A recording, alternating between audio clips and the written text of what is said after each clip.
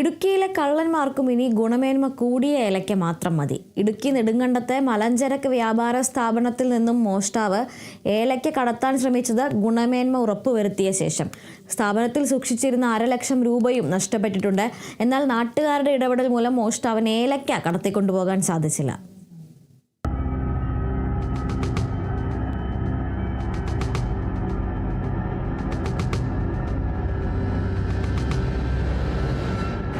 നെടുങ്കണ്ടം ചക്കക്കാനത്ത് പ്രവർത്തിക്കുന്ന പൊന്നൂസ് കാടമം ട്രേഡിംഗ് സെന്ററിലാണ് ഇന്നലെ പുലർച്ചെ മോഷണം നടന്നത്.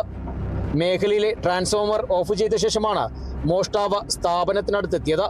കെട്ടിടത്തിന് മുൻഭാഗത്ത് സ്ഥാപിച്ചിരുന്ന CCTVകളിൽ മുഖം പതിയാതിരിക്കാൻ ഇവ മുകളിലേക്ക് തിരിച്ചു വെച്ച ശേഷമാണ് ഷട്ടറിന്റെ പൂട്ട് തകർത്ത് അകത്ത് കടന്നത്.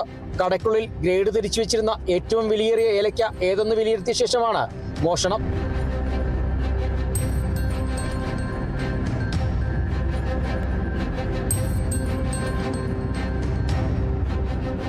സ്ഥാപനത്തിൽ സൂക്ഷിച്ചിരുന്ന 50,000-ഓളം രൂപയും ഗ്രേഡ് ചെയ്ത് തിരിച്ച് 3 ചാക്കുകളിലായി സൂക്ഷിച്ചിരുന്ന ഏലക്കയും മോഷ്ടാവ് പുറത്തെത്തിച്ചു. ഈ സമയം കെട്ടിടത്തിന്റെ മുകൾ നിലയിൽ താമസിക്കുന്ന വീട്ടമ്മ ശബ്ദം കേട്ടുണരുകയും വിവരം ഉടമയെ അറിയിക്കുകയുമായിരുന്നു. ഏലക്ക നിറച്ച ചാക്കുകൾ ചുമന്ന് മാറ്റാൻ ശ്രമിക്കുന്നതിനിടെ പ്രദേശവാസികൾ വിവരമറിഞ്ഞതായി മനസ്സിലാക്കിയ മോഷ്ടാവ് ഓടി രക്ഷപ്പെട്ടു.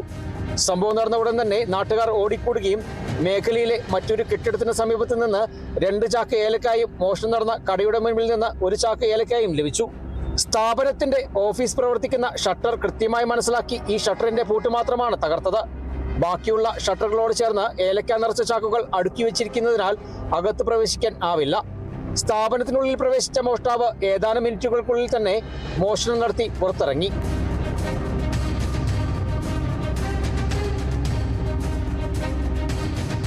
നെടുങ്കണ്ടം പോലീസ് അന്വേഷണം ആരംഭിച്ചു. വിരലടയാള വിദഗ്ധരും ഡോഗ് സ്ക്വാഡും എത്തി തെളിവ് ശേഖരിച്ചിട്ടുണ്ട്. Kerala vision news, Idukki.